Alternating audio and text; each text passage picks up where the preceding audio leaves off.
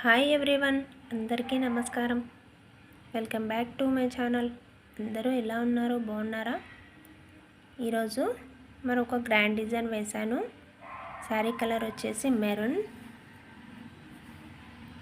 round beads 2 mm and 6 mm round beads, heart symbol beads, cap, ఈ 3 materials use చేసి